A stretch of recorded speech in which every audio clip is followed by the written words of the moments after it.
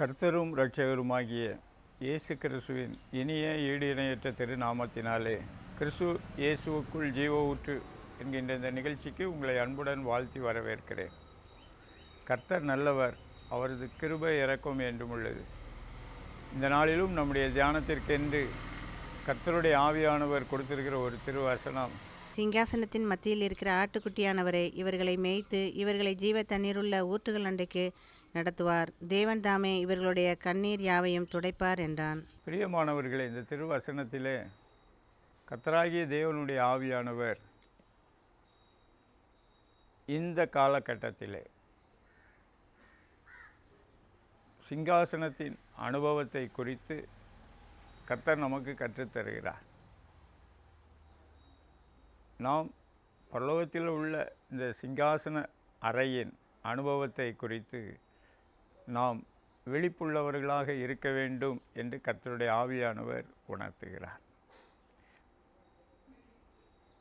அவரை நாம் அறிந்து கொள்ளும்போது அவர் மூலமாக நமக்கு தேவையான எல்லா ஒத்தாசைகளையும் அவரிடத்திலிருந்து பெற்றுக்கொள்ள முடியும். ஆகவே ஜெபத்தோடு ஆண்டவருடைய முகத்தையே நோக்கி பார்த்து கொண்டு அமர்ந்திருப்போம். இன்று கிறிஸ்துவுக்குள்ளான ஒரு வெற்றி வாழ்க்கைக்குள்ளே நாம் எப்படி நுழைந்து தேவனுடைய ஒத்தாசைகளை நம்முடைய வாழ்க்கையின் அனைத்து பகுதிகளிலும் பரிபூர்ணமாக பெற்றுக்கொள்ள முடியும் என்பதை குறித்ததான சில காரியங்களை நாம் தியானிக்க போகிறோம். கர்த்தருடைய நாமத்திற்கே மகிமை உண்டாவதாக. முதலாவதாக, கர்த்தர் நம்முடைய வாழ்க்கையில் அவரை அறிவினால் இன்னும் அதிகம் நிரப்பப்பட வேண்டும் என்று அவர் விரும்புகிறார். நாம் ரெண்டு விதங்களிலும் தேவனை அறிந்து கொள்ள வேண்டும். தேவனுடைய குணாதிசயம், அவர் சமகாலத்தில் என்ன செய்து கொண்டு இருக்கிறார். இந்த வெளிப்பாடு 2000 ஆண்டுகளுக்கு முன்பதாக பரிசுத்த அப்போஸ்தலனாகிய யோவானுக்கு கொடுக்கப்பட்டது. அந்த காலத்திலே அவரை கர்த்தர் தேற்றினார்.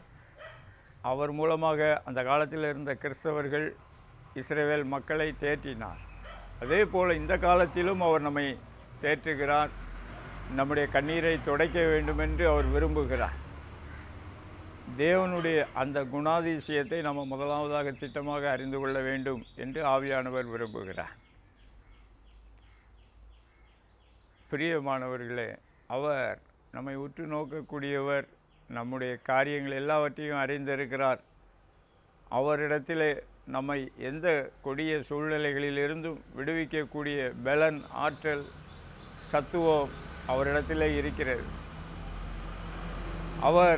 அவரை நோக்கி கூப்பிடும்போது நமக்கு ஒத்தாசை அனுப்புகிறவராக, இரக்கம் செய்கிறவராக அவர் இருந்து கொண்டு இருக்கிறார். அடுத்தபடியாக, ஆண்டவராகிய இயேசு கிறிஸ்துவுக்குள்ளே பிதாவாகிய தேவன் வைத்திருக்கிற அந்த மகிமையான வெளிப்பாடுகளின் இரகசியத்தை நாம் அறிந்து கொள்ள வேண்டும். பாருங்கள், இந்த அப்போஸ்தலனாகிய யோவான் 3.5 ஆண்டுகள் கர்த்தரோடு நெருக்கமாக மார்பில் சாய்ந்து அந்த அன்பிலே இளைப்பாரி கொண்டிருந்தவர். அவர் ஆண்டவராகிய இயேசு கிறிஸ்துவை குறித்து அநேக வெளிப்பாடுகளை அவர் சரீரத்தில் இருந்த நாட்களிலே பெற்றிருந்தார். ஆண்டவராகிய இயேசு கிறிஸ்து அவரை அநேக உயரிய அனுபவங்களுக்கு கொண்டு சென்றார். மறுரூபம் மலையின் அனுபவம், கெத்செமனே தோட்ட அனுபவம், கல்வாரி சிலுவையின் அனுபவம், உயிர்த்தெழுதலின் தரிசன அனுபவம், பரமேறுதலின் அனுபவம், அங்கே மகிமைக்குள்ளே எடுத்து கொள்ளப்படுகிற வரைக்கும் பார்க்கக்கூடிய அனுபவங்களை கொடுத்திருந்தார். இன்று நாம் கர்த்தரிடத்திலே சில காரியங்களை பெற்றுவிட்ட உடனேயே நாம் அடைந்தாயிற்று என்று நாம் நினைத்து விடுகிறோம். அப்படி இருக்கலாகாது. பவுல் அப்போஸ்தலன் அழகாய் சொல்லுகிறார், நான் அடைந்தாயிற்று என்று நினைக்கிறதில்லை என்று அவர் குறிப்பிடுகிறார். ஆண்டவராகிய இயேசு கிறிஸ்துவை அறிகிற அறிவிலே நாம் இன்னும் அதிகமாய் நிரப்பப்பட வேண்டும். பாருங்கள், இந்த அப்போஸ்தலனாகிய யோவானுக்கு வெளிப்படுத்தின விசேஷத்தில் நாம் பார்க்கும் பொழுது, right from the first chapter கர்த்தராகிய இயேசு கிறிஸ்து தன்னை குறித்து புதிய புதிய வெளிப்பாடுகளை கொடுத்து கொண்டே இருக்கிறார். கர்த்தருக்கு ஸ்தோத்திரம், தேவனுக்கே மகிமை. 1வது அதிகாரத்திலே குறிப்பிடுகிறார், நான் ஆதியுமானவர், அந்தமுமானவர், அல்ஃபா ஒமேகாவானவர், ஸ்தோத்திரம். அவருடைய கண்கள் பிரகாசிக்கிற அக்கினிமயமான கண்கள், மார்பிலை பொற்கச்சை தரித்திருக்கிறார். பாதங்கள் வெண்கலம் போன்ற தோற்றத்தோடு காட்சியளிக்கிறது. முதல் அதிகாரத்திலேயே ஆண்டவராகிய இயேசு கிறிஸ்துவை குறித்து தன்னை வெளிப்படுத்துகிறார். எனக்கு அன்பான தேவனுடைய பிள்ளைகளே, உங்கள் பிரச்சனைகளுக்கு எல்லாவற்றிற்கும் கர்த்தர் தீர்வை வைத்திருக்கிறார். ஸ்தோத்திரம். சில நேரங்களிலே நாம் சூழ்நிலைகளை பார்த்து, நெருக்கடிகளை பார்த்து, உபத்திரவங்களை பார்த்து, ஆதரவற்ற சூழ்நிலைகளை பார்த்து நாம் அங்கலாய்த்து சோர்ந்து விடுகிறோம். ஆனால் கர்த்தர் அவர் நமக்கு ஏற்ற சமயத்திலே நமக்கு ஒத்தாசைகளை அனுப்பக்கூடியவராக இருந்து கொண்டு இருக்கிறார். பாருங்கள், இந்த அப்போஸ்தலனாகிய யோவானுக்கு ஆண்டவர் தாமே பிரத்யட்சமாக சொன்ன வசனத்தை யோவான் 14:1 வைத்திருக்கிறார். உங்கள் இருதயம் கலங்காதிருப்பதாக, தேவனிடத்தில் விசுவாசமாயிருங்கள், என்னிடத்திலும் விசுவாசமாயிருங்கள். இப்போது கர்த்தர் நமக்கு விசுவாசத்தை கொடுக்கிறார். அதை நாம் அவருடைய ஒத்தாசையோடு காத்து கொள்ள வேண்டும். அந்த விசுவாசத்தை அவர் பூரணப்படுத்துகிறார். எபிரேய நிருபத்திலே விசுவாசத்தை துவக்குகிறவரும் முடிக்கிறவரும் என்று சொல்லி எழுதப்பட்டிருக்கிறது. ஆங்கில வேதாகமத்தில் பெர்ஃபெக்டர், பூரணப்படுத்துகிறவர், பெர்ஃபெக்டர் ஆஃப் அவர் ஃபெய்த். பாருங்கள், இந்த அப்போஸ்தலனாகிய யோவானுக்கு ஆண்டவராகிய இயேசு கிறிஸ்துவை குறித்து, பிதாவாகிய தேவனை குறித்து, அந்த சிங்காசன அறையை குறித்து அநேக வெளிப்பாடுகளை கொடுத்து கொண்டே இருந்து அவரை உற்சாகப்படுத்துகிறதை நாம் வெளிப்படுத்தின விசேஷத்திலே நாம் புரிந்து கொள்ள முடியும். பிரியமானவர்களை, வேதாகமத்தில் இந்த வெளிப்படுத்தின விசேஷத்தை ஆவியானவருடைய ஒத்தாசையோடு, தேவனுடைய ஒத்தாசையோடு நாம் வாசிப்போம் என்றால் அநேக வெளிப்பாடுகளை ஆண்டவர் அங்கே வைத்திருக்கிறார். பொதுவாக தீர்க்க தரிசனங்கள் என்பது வேதாகமத்திலே இருக்கிறது. அவைகளின் எஜமானராக ஆண்டவராகிய இயேசு கிறிஸ்து, பிதாவாகிய தேவன் இருந்து கொண்டு இருக்கிறார். அவர்களுடைய ஒத்தாசையோடு தான் நாம் அதை புரிந்து கொள்ள முடியும். சில பேர் அதை ஒரு குறிப்பிட்ட அளவு புரிந்து வைத்திருக்கிறார்கள். கர்த்தருக்கு ஸ்தோத்திரம். கர்த்தராகிய தேவன் அதிலும் நம்மை ஆழங்களுக்குள்ளே கொண்டு செல்லுகிறார். சில பிரசங்கிமார் என்ன நினைத்து விடுகிறாள், இது கடைசி காலத்தில் நடக்கப் போகிறது என்று சொல்லிவிட்டு தேற்றிக் கொள்ளுங்கள் என்று உற்சாகப்படுத்தி கொள்கிறார்கள். ஆனால் ஆவியானவர் இந்த குறிப்பிட்ட வசனம், வெளிப்படுத்தின விசேஷம் 17வது அதிகாரம் 7வது திருவசனம், சிங்காசனத்தில் இருக்கிற ஆட்டுக்குட்டியானவர், அவர் 3.5 ஆண்டுகள் பூமியில் இருந்த நாட்களிலே அவர் மனிதகுமாரனாக சுற்றித் திரிந்தார். மற்றொரு பக்கம் அவர் தேவகுமாரனாகவும் இருந்தார், ராஜகுமாரனாகவும் இருந்தார். ஆனால் சிலுவையிலே மரித்து உயிர்த்து பரமேறின பொழுது அவர் ராஜ்யத்தை பெற்றுக்கொண்டார், அதிகாரத்தை பெற்றுக்கொண்டார். உயிர்த்தெழுந்த பிறகு அவருடைய வாயிலிருந்து இந்த திவ்ய வாக்கு புறப்பட்டது, வானத்திலும் பூமியிலும் சகல அதிகாரமும் எனக்கு கொடுக்கப்பட்டிருக்கிறது என்று சொல்லி. பிலிப்பியர் 2வது அதிகாரத்திலே வானோர் பூதலத்தோர் பூமியின் கீழானோர் யாவருடைய முழங்கால்களும் முடங்கும்படிக்கு, நாவுகள் யாவும் அறிக்கை செய்யும்படிக்கு மேலான நாமத்தை பிதாவாகிய தேவன் அவருக்கு கொடுத்திருக்கிறார். இன்று ஆண்டவராகிய இயேசு கிறிஸ்துவை குறித்ததான வெளிப்பாட்டை குறித்து, பாவமன்னிப்பின் ரட்சிப்பை குறித்து நாம் அறிந்து கொள்கிறோம். கர்த்தருக்கு ஸ்தோத்திரம். அது சிங்காசனத்தில் வீற்றிருக்கிற தேவனுக்கு கிட்டி சேருவதற்கு அவருடைய ரட்சிப்பின் மூலமாகத்தான் அந்த சிங்காசனத்தில் இருக்கிற தேவனிடத்திலே நம்மால் கிட்டி சேர முடியும். அவருடைய விலையேற பெற்ற இரத்தத்தை நாம் வாஞ்சித்து உரிமை பாராட்டி ஜெபம் பண்ணும்போது பிதாவாகிய தேவனுடைய சிங்காசனத்துக்கு முன்பதாக நாம் செல்லக்கூடிய சிலாக்கியத்தை அவரே நமக்கு ஏற்படுத்தி கொடுத்திருக்கிறார். அதுக்கு அடுத்தபடியாக அந்த மகிமையின் தேவனுடைய காரியங்களிலே அவரை குறித்ததான வெளிப்பாடுகளை நமக்கு அவர் கொடுத்து கொண்டே இருக்கிறார். அதை பெற்றுக்கொள்ளும் பொழுதுதான் நாம் சந்திக்கிற சவால்களிலே கர்த்தரால் ஒரு பெரிய வெற்றியை நம்மால் பெற்றுக்கொள்ள முடியும். அந்த சிங்காசனத்திலே அவரோடு கூட பிதாவாகிய தேவனுடைய வலது பாரிசத்தில் ஆட்டுக்குட்டியானவர் இருக்கிறார். ஆட்டுக்குட்டியானவர் அவர் இந்த பூமியில் இறங்கி வந்தவராக, அவர் சிலுவையிலே தன்னை தேவனுக்கு முன்பதாக பலியாக்கினவராக, பரிசுத்த ஆவியின் மூலமாக பலியாக்கினவராக, அதன் மூலமாக நமக்கு எல்லா விதத்திலும் ஒரு மீட்பிற்கான வழியை வைத்திருக்கிறார். அதிலே நாம் முக்கியமாக புரிந்து கொள்ள வேண்டிய ஒரு காரியம், அந்த ஆட்டுக்குட்டியானவர் ஜீவ தண்ணீருள்ள நதிகள் அண்டையிலே நம்மை நடத்துகிறார். பாருங்கள், பரிசுத்த ஆவியின் நிறைவு என்பது ஆரம்ப கட்ட அனுபவம். அதே நேரத்திலே அவர் சிங்காசனத்திலிருந்து வெளிப்படுகிற அந்த பரிசுத்த ஆவியானவருடைய நதி, கினி நதி, அந்த நதி அண்டைக்கு நம்மை நடத்துகிறார். ஆட்டுக்குட்டியானவர் நடத்துகிறார். நம்முடைய வாழ்க்கையில் எதனால் இந்த பிரச்சனை வந்தது, எதனால் இந்த நெருக்கடி வந்தது, எதனால் இந்த உபத்திரவம் வந்தது என்று நடத்துகிறார். அதிலே நாம் எந்த விதத்திலே சீர்பொருந்த வேண்டும் என்பதை அவர் அறிந்திருக்கிறார். பாருங்கள், இஸ்ரவேல் மக்கள் ஆரம்பத்திலே தேவனுக்கு பிரியமாக இருந்து கொண்டிருந்தார்கள். ஆனால் குறிப்பிட்ட காலம் கடந்த பின்பு அவர்கள் சீர்கெட்டு போனார்கள் என்று வேதம் சொல்லுகிறது.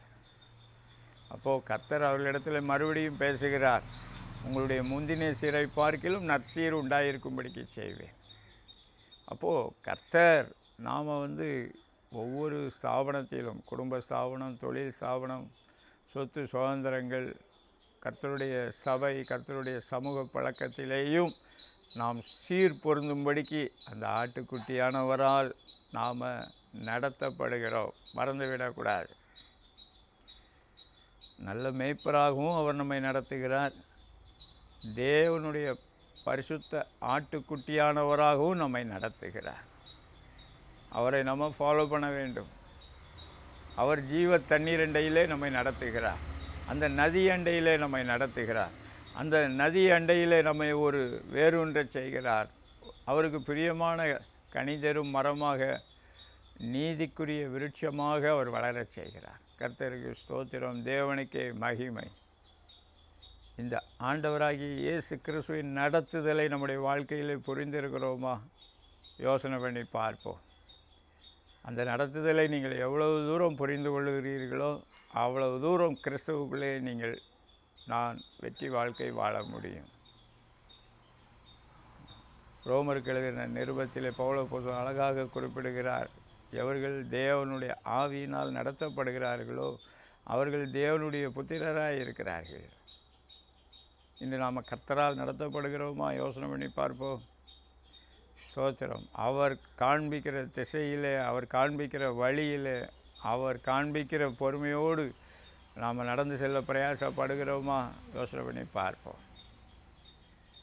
அடுத்து, சிங்காசனத்தில் வீற்றிருக்கிற தேவன் அவள் கண்ணீரை எல்லாவற்றையும் துடைப்பார். பாருங்கள், அப்போஸ்தலனாகிய யோவானுக்கு 14:1 அவரிடத்தில் விசுவாசமாக இருக்கும்படிக்கு சொன்னவர் இந்த வெளிப்படுத்தின விசேஷத்தில் அவருடைய காணக்கூடாத மகிமையின் ரகசியங்களில் சிலவற்றை வெளிப்படுத்தி காண்பிக்கிறார். நான் அதை உணர்கிறேன். அப்போஸ்தலனாகிய யோவான் அந்த நாளிலே மிகவும் அதிகமாக கர்த்தருக்குள் தேற்றப்பட்டிருக்கிறார், திடப்படுத்தப்பட்டிருக்கிறார், தைரியப்படுத்தப்பட்டிருக்கிறார். எதிர்காலத்திலே தேவன் அந்த மக்களுக்கென்று, ஆதி கிறிஸ்தவர்களுக்கென்று வைத்திருந்த திட்டத்தை, ஆதியிலே இருந்த இஸ்ரேல் மக்களுக்கென்று வைத்திருந்த அந்த திட்டத்தை அவர் அறிந்து கொள்ளும்படிக்கு அவருக்கு உதவி செய்தார். இன்று நமக்கும் உதவி செய்து கொண்டு வருகிறார். பிரியமானவர்களே, ஆண்டவராகிய இயேசு கிறிஸ்துவை குறித்து, பிதாவாகிய தேவனை குறித்து அறிகிற அறிவிலே போதுமென்று திருப்திப்பட்டு விடாதிருங்கள். ஆண்டவர் நமக்கு எவ்வளவு தூரம் வெளிப்படுத்தி காண்பிக்கிறாரோ அந்த அளவுக்கு நாம் பெற்றுக்கொள்ள வாஞ்சியுள்ளவர்களாக இருக்க வேண்டும், தாகமுள்ளவர்களாக இருக்க வேண்டும், பசியுள்ளவர்களாக இருக்க வேண்டும். அவருடைய காண்பிக்கிற வழியில் நடந்து செல்லக்கூடிய ஒரு தைரியமுள்ளவர்களாக இருக்க வேண்டும். சில பேருக்கு அவங்களுக்கு கன்ஸ்ட்ரைன்ஸ் வந்து விடுது. அதாவது அப்படி போனால் இப்படி ஆயிரும், இப்படி போனால் அப்படி ஆயிரும். பிரியமானவர்களே, ஜீவனுள்ள தேவன், அவருடைய ஒரே பேரனாகிய குமாரனாகிய ஆண்டவராகிய இயேசு கிறிஸ்து அவர் நடத்தி செல்லுகிறதிலே நம்மை அர்ப்பணிப்பதிலே நமக்கு ஏன் இந்த தயக்கம் வருகிறது? நாம் சில சின்ன காரியங்களிலே நாம் திருப்தி அடைந்து விடுகிறோம். ஆண்டவராகிய இயேசு கிறிஸ்துவை பாருங்கள். அவர் மார்த்தாள், மரியாள் லாசரு வீட்டிற்கு சென்ற பொழுது மரியாள் அவருடைய சமூகத்தை உறுதியாய் பற்றி கொண்டாள். ஆண்டவரே அதை மெச்சுகிறார். என்னை விட்டு எடுபடாத நல்ல பங்கை தெரிந்து கொண்டாள்.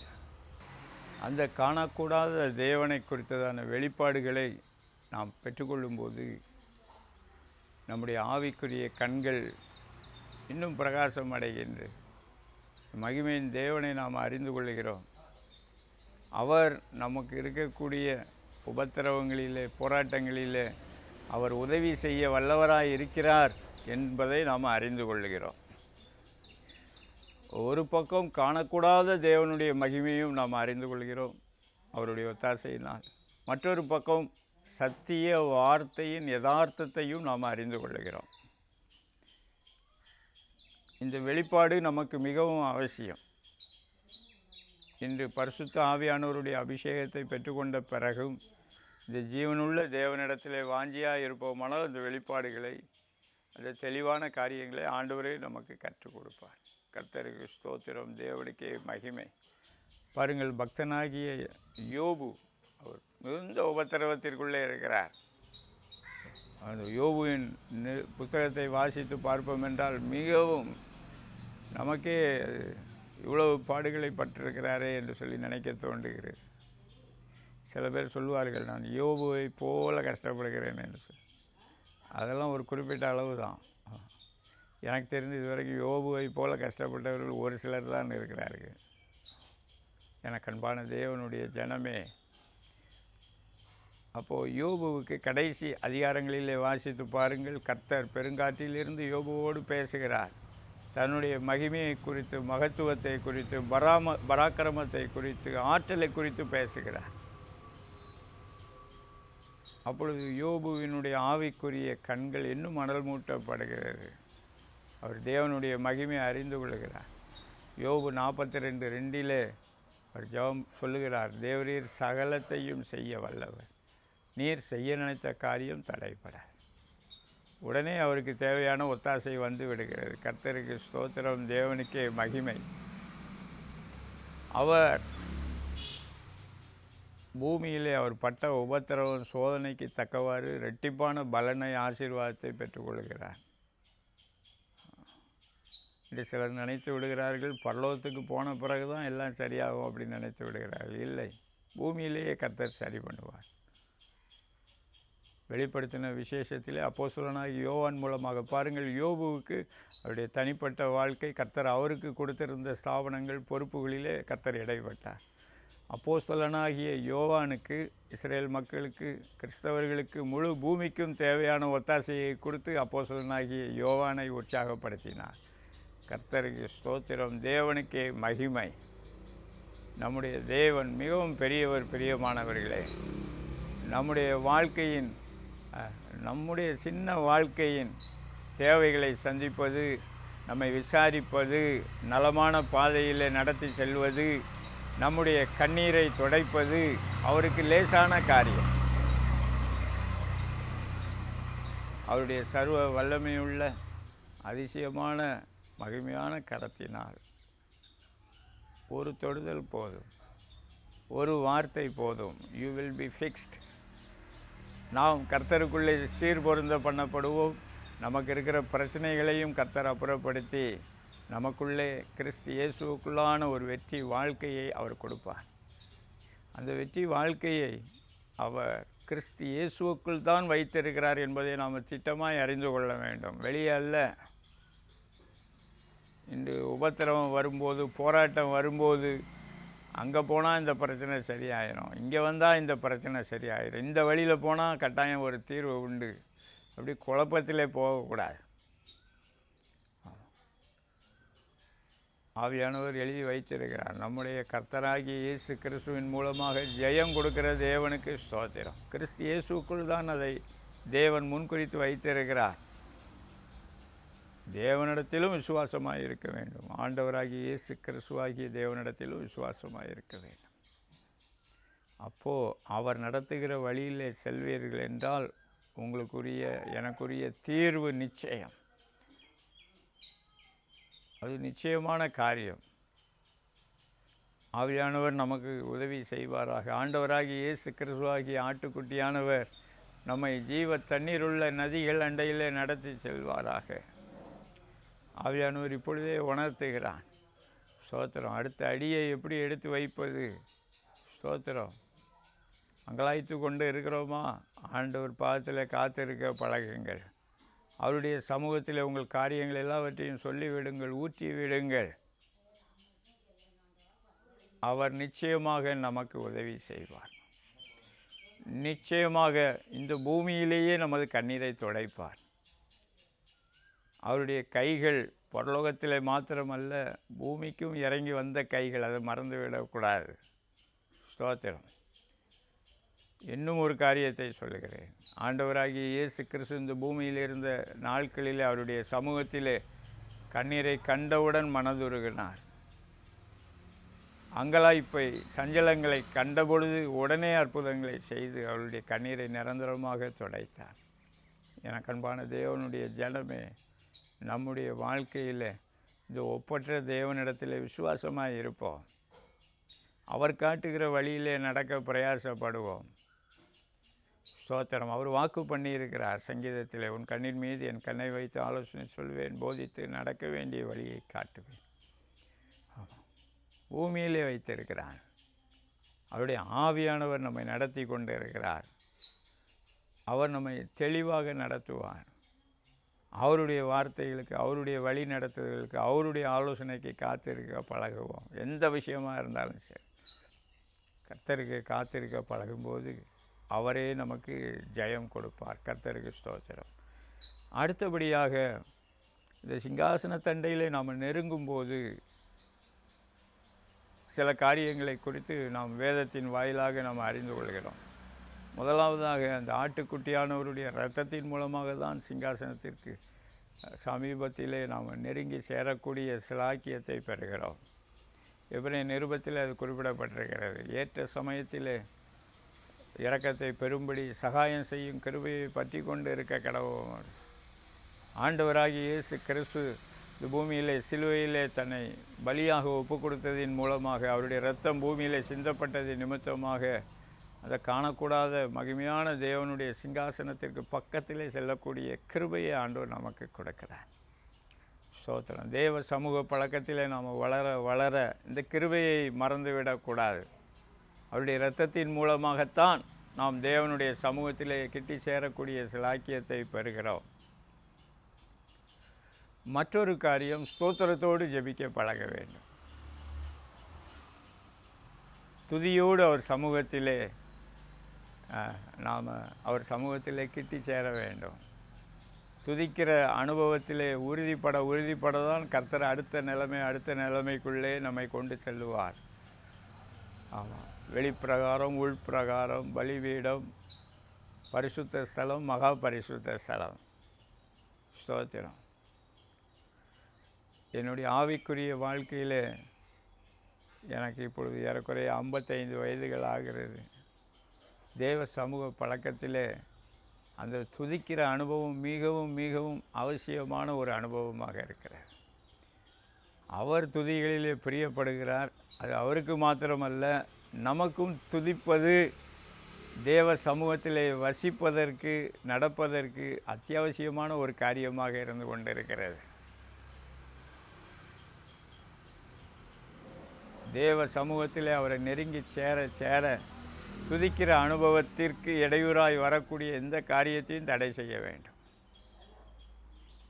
அவர் துதிகளின் மத்தியில் வாசம் பண்ணுகிறார். ஒரு பக்கம் அவர் சிங்காசனத்தில் மத்தியில் வாசம் பண்ணுகிறார், மற்றொரு பக்கம் நம்முடைய துதிகளின் மத்தியிலே. நம்முடைய துதிகள் என்றால் கிறிஸ்து இயேசுவுக்குள் ரட்சிக்கப்பட்டு ஆவிக்குரிய இஸ்ரவேலராக இருக்கக்கூடியவர்களுடைய துதியின் நடுவிலே அவர் வாசம் பண்ணுகிறார். ஸ்தோத்திரம். அவர் உடனே நம் நடுவில் அவருடைய சிங்காசனத்தை வைக்கிறார். கர்த்தருக்கு ஸ்தோத்திரம். தேவனுக்கே மகிமை உண்டாவதாக. எனக்கன்பான தேவனுடைய ஜனமே, பிலிப்பியர் 4வது அதிகாரம் 6வது வசனத்தில் வேதம் சொல்லுகிறது, உங்களுடைய ஜெபங்களை ஸ்தோத்திரத்தோடு கூடிய விண்ணப்பத்தினாலே அவருக்கு தெரியப்படுத்துங்கள்.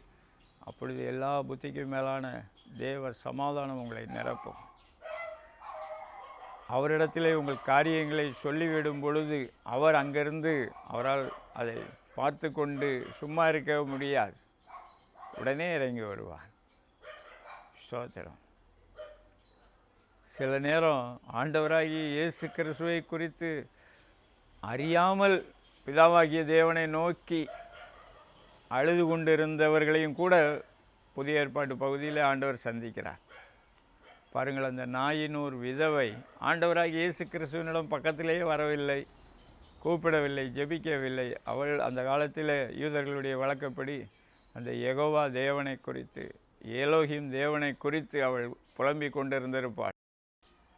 ஆனால் ஆண்டவராகிய இயேசு கிறிஸ்து உடனே நின்று அழாதே என்று சொல்லி, அவளுக்கு இருந்த ஒரே ஆதரவு அவளுடைய மகன், அவன் மரித்து போயிருந்தான், அவனை மறுபடியும் உயிரோடு எழுப்பி அந்த தாயின் கையிலே கொடுத்ததை நாம் வேதத்திலே பார்க்க முடியும். எனக்கு அன்பான தேவனுடைய ஜனமே, நம்முடைய வாழ்க்கையில் ஸ்தோத்திரத்தோடு கூடிய ஜெபத்தோடு எந்த காரியத்தை குறித்து நீங்கள் ஜெபியுங்கள். ஆட்டுக்குட்டியானவர் ஜீவ தண்ணீர் உள்ள வழிகளுக்குள்ளே உங்களை நடத்துவார். ஆண்டவர் இதெல்லாம் சீர்படுத்துகிறாரோ அதுக்கெல்லாம் விட்டு கொடுத்துருங்க. அவரிடத்துல வாதம் பண்ணி கொண்டு இருக்காதிருங்க. அவருடைய ஆலோசனைக்கு பரிபூர்ணமாய் கீழ்ப்படியுங்கள். ஸ்தோத்திரம். அப்பொழுது அந்த ஆட்டுக்குட்டியானவருடைய இரத்தத்தின் மூலமாக தேவனுடைய சன்னிதானத்திலே நமக்கு கிடைத்திருக்கிற அந்த வாய்ப்பு, சகாயம் செய்யும் கிருபை, தேவனுடைய இரக்கங்களை பெற்றுக்கொள்ளும்படிக்கு ஏற்ற சமயத்தில் பெற்றுக்கொள்ளும்படிக்கு உதவி செய்வார். ஸ்தோத்திரம். நீங்கள் அவர் மேலே விசுவாசம் வைத்து அவரிடத்தில் செய்கிற ஜெபங்களுக்கு நிச்சயமாகவே பதில் உண்டு. கர்த்தருக்கு ஸ்தோத்திரம், தேவனுக்கே மகிமை. அடுத்தபடியாக கர்த்தராகிய தேவனுடைய ஆவியானவர் இந்த கர்த்தருடைய சமூகத்திலிருந்து நன்மைகளை நீங்கள் ருசித்து பாருங்கள் என்று நம்மை அவர் அழைக்கிறார். சங்கீதம் 34:8 சொல்லுகிறது, கர்த்தர் நல்லவர் என்பதை ருசித்து பாருங்கள். அவர் நல்லவர் என்பதை ருசித்து பார்க்கிறோம். அவர் உண்மையுள்ளவர். அவர் சிலுவையில் செய்த அந்த மீட்பின் திட்டம் மகிமையானது. இன்னும் அவரை கிட்டி சேர சேர அவருடைய அன்பின் கரங்களிலிருந்து நமக்கு தேவையான அனைத்து ஒத்தாசைகளையும் பெற்றுக்கொண்டே வருகிறோம். கர்த்தருக்கு ஸ்தோத்திரம், தேவனுக்கே மகிமை உண்டாகட்டும். பாருங்கள், அவர் நல்லவர் என்பதை ருசித்து பாருங்கள். இந்த பூமியிலே ருசித்து பாருங்கள். ஒரு பக்கம் பாடுகள் நம்மை நெருக்கும் போது கண்ணீர் வருகிறது. அதில் சில கண்ணீர் நம்முடைய முந்தைய வாழ்க்கையில் ஏற்பட்ட சில தவறுகளின் நிமித்தம் வருகிறது. தாவீது அரசன் அப்சலோமால் துரத்தப்பட்ட பொழுது அவர் கண்ணீரோடு எருசலேம் மலையிலே முகத்தை மூடிக்கொண்டு வெறுங்காலாலே நடந்து சென்றார் என்று வேதம் பதிவிடுகிறது. அவரை இந்த பூமியிலேயும் கர்த்தர் கைவிடவில்லை. அவரை சிட்சித்து தேவ திட்டத்திற்குள்ளாக அவரை பூரணமாக்கி மறுபடியும் அவரை ஒரு வெற்றி வீரராக மறுபடியும் எருசலேமுக்கு திரும்பி வரும்படிக்கு கர்த்தர் அனுக்கிரகம் செய்தார். எனக்கு அன்பான தேவனுடைய ஜனமே, அதனால தான் அந்த சங்கீதத்தில் அருமையாக அவர் குறிப்பிடுகிறார், கர்த்தர் நல்லவர் என்பதை ருசித்து பாருங்கள். வாழ்க்கையில் வரக்கூடிய ஏற்றத்தாழ்வுகள், சோதனைகள், போராட்டங்கள், பிசாசினால் வரக்கூடிய போராட்டங்கள், பொல்லாத மனிதரால் வரக்கூடிய போராட்டங்கள் எல்லாவற்றிலும் நாம் கர்த்தரை பற்றி கொண்டு அவருடைய திட்டத்திற்குள்ளாக அவருடைய நாமத்தினாலே வெற்றி பெறும்படிக்கு நீங்களும் நானும் அழைக்கப்பட்டிருக்கிறோம். மறந்துவிடக்கூடாது. ஸ்தோத்திரம். கண்ணீர் வரும்போது நீங்கள் மீட்பின் திட்டத்தில் இருக்கிறீர்களா என்பதை நீங்கள் யோசித்து பாருங்கள். ஆமாம், வெளிப்படுத்தின விசேஷத்தில் இன்னொரு அதிகாரத்தில் குறிப்பிடப்பட்டிருக்கோம். 16வது அதிகாரம் என்று 17வது அதிகாரத்தில் என்று நினைக்கிறேன். தங்கள் வஸ்திரங்களை காத்து கொள்ளுகிறவர்கள் பாக்கியவான்கள். ரட்சிப்பின் வஸ்திரத்தை காத்து கொள்ள வேண்டும். கர்த்தர் நமக்கு கொடுத்திருக்கிற மற்ற வஸ்திரங்கள், அலங்கார வஸ்திரங்கள், மகிமையின் வஸ்திரங்களை காத்து கொள்ள வேண்டும். ஸ்தோத்திரம். இன்னும் இந்த பிரச்சனைகளுக்காக ஸ்பெசிஃபிக்காக கர்த்தரிடத்தில் கேட்கும்போது கர்த்தர் அதுக்கு தேவையான ஆலோசனைகளை கொடுப்பார். பாருங்கள், இந்த எருசலேம் மலையின் உச்சிக்கு நேராக தாவீது வெறுங்காலோடு கண்ணீரோடு நடந்து செல்கிறார். அதற்கு பிறகு கர்த்தர் தன்னுடைய ஆலோசனைகளை கொடுக்கிறார். மற்றவர்களுடைய சதி திட்டங்களை கர்த்தர் முறியடிக்கும்படிக்கு செய்கிறார். அதே நேரத்தில் இவர்களையும் அங்கே யுத்தத்திற்கென்று ஆயத்தப்படுத்தி ஏற்ற சமயத்தில் ஒரு மகிமையான வெற்றியை இந்த தாவீதுக்கும் அவரோடு கூட இருந்தவர்களுக்கும் கொடுக்கிறதை நாம் வேதத்தில் பார்க்க முடியும். எனக்கு அன்பான தேவனுடைய ஜனமே, இன்று நீங்கள் எந்த பிரச்சனைகளினூடே சென்று கொண்டு இருக்கிறீர்கள், கர்த்தரிடத்தில் வர ஆயத்தப்படுங்கள், பிரயாசப்படுங்கள், அவருடைய வார்த்தைக்கு காத்திருங்கள், அவருடைய ஆலோசனைகளுக்கு விட்டு கொடுங்கள். ஸ்தோத்திரம். அவருக்கு தெரியும். அவர் நம்முடைய முடிவையும் அவர் அறிந்திருக்கிறார். இந்த அப்போஸ்தலனாகிய யோவானுக்கு அதையும் சொல்லுகிறார், நான் ஆதியும் அந்தமானவர், ஆல்ஃபா ஒமேகானவர். நான் துவக்குகிறவர் மாத்திரமல்ல, முடிவையும் ஆரம்பத்திலேயே அவருடைய கண்கள் நோக்கி பார்க்கிறது. அவரோடு போனோமானா நாமளும் அதை அறிந்து கொள்ள முடியும். கர்த்தருக்கு ஸ்தோத்திரம், தேவனுக்கே மகிமை. அவர் நமக்கு வெளிப்பாடுகளை கொடுக்க வேண்டும் என்று விரும்புகிறார். சத்திய வார்த்தையின் யதார்த்தங்களை கொடுக்க வேண்டும் என்று விரும்புகிறார். இந்த பூமிக்குரிய காரியங்களிலும் அவருடைய கண்களுக்கு மறைவானது ஒன்றுமே இல்லை. அதை குறித்ததான வெளிப்பாடுகளை கொடுக்க வேண்டும் என்று விரும்புகிறார். அதற்கென்று நம்மை ஆயத்தப்படுத்துகிறார். அவரே நமக்கு முன் சென்று ஒரு நல்ல ஜெயத்தை கொடுத்து நம்முடைய கண்ணீரை நிரந்தரமாக இந்த பூமியிலேயே துடைக்க வேண்டும் என்று விரும்புகிறார். கண்களை மூடி ஆண்டவரை நோக்கி பார்ப்போமா? ஆண்டவருக்கு நன்றி சொல்லுங்கள். கர்த்தர் கொடுக்கிற வெளிச்சத்திற்காக ஆண்டவருக்கு நன்றி சொல்லுவோம். ஒத்தாசைகளுக்காக நன்றி சொல்லுவோம். ஸ்தோத்திரம். அவர் சகலத்தையும் செய்ய வல்லவர். யோபுவுக்கு உதவி செய்த கர்த்தர் இன்று நமக்கும் உதவி செய்யும்படிக்கு நம்ம அருகிலே நின்று கொண்டு இருக்கிறார். அவரை நோக்கி பார்த்து கூப்பிடுங்கள். பிரியமானவர்களே, உம்முடைய வெளிச்சத்திலே நான் நடக்கட்டும், உம்முடைய வெளிச்சத்தை எனக்கு காண்பியும், உம்முடைய வழி நடத்துதலை எனக்கு தாரும், என்னுடைய ஆள் தத்துவத்திலே உமக்கு பிரியமான நல்ல குணம் உண்டாகட்டும், நல்ல சீர் உண்டாகட்டும், உம்முடைய வார்த்தையின்படி என்னை உருவாக்கும் ஆண்டவரே என்று கேட்போம். ஸ்தோத்திரம். ஆண்டவரே, இந்த நேரத்தில் உம்முடைய வார்த்தைகளை தியானித்து கொண்டிருக்கிற ஒவ்வொருவர் மீதும் ஆவியானவரை நீர் பொழிந்தள்ள வேணுமாய் ஜெபம் பண்ணுகிறேன். ஆண்டவரே, அவருடைய வாழ்க்கையில் என்ன போராட்டம் இருந்தாலும் இன்னும் அவர்களுக்கு தேவையான கூடுதல் ஆலோசனைகளை கொடுப்பீராக. சிங்காசனத்தில் வீற்றிருக்கிற ஆட்டுக்குட்டியானவர் அவர்களை ஜீவ தண்ணீருள்ள நதிகள் அண்டையிலே நடத்துவார் என்று சொன்னபடியா நீரே ஒவ்வொருவரையும் நடத்துவீராக. சிங்காசனத்தில் வீற்றிருக்கிற தேவன் ஆண்டவராகிய இயேசு கிறிஸ்துவின் மூலமாக, அவருடைய திரு இரத்தத்தின் மூலமாக ஆண்டவரே இப்பொழுதே ஒவ்வொருவருடைய கண்ணீரையும் துடைப்பீராக. அவர்கள் சம்பந்தப்பட்டிருக்கிற ஸ்தாபனங்களிலே அவர்கள் வடிக்கிற அந்தரங்க கண்ணீர்களை, மறைவான கண்ணீர்களை, வெளிப்படையான கண்ணீர்களை துடைப்பீராக.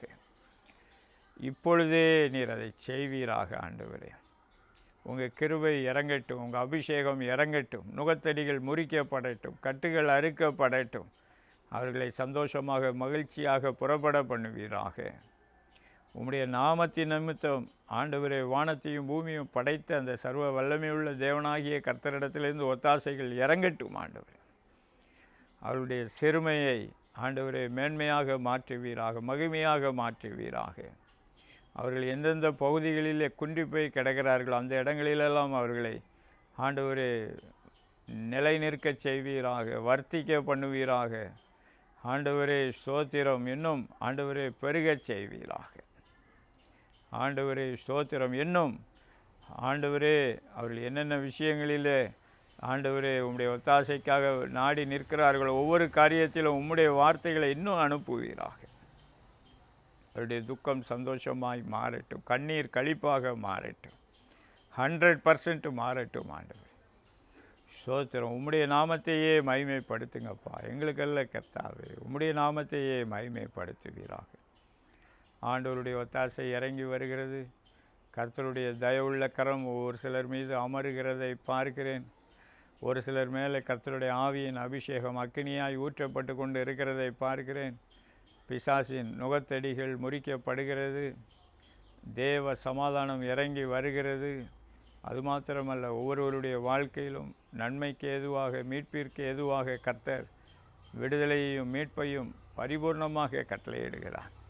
ஆண்டவருக்கு நன்றி சொல்லி பெற்றுக்கொள்வீர்களாக. ஆண்டவரே, உமக்கே சகல துதி கனம் மகிமையால் எடுக்கிறோம். கிறிஸ்தேசுவின் நாமத்தினால் பிதாவே. ஆமென், ஆமென்.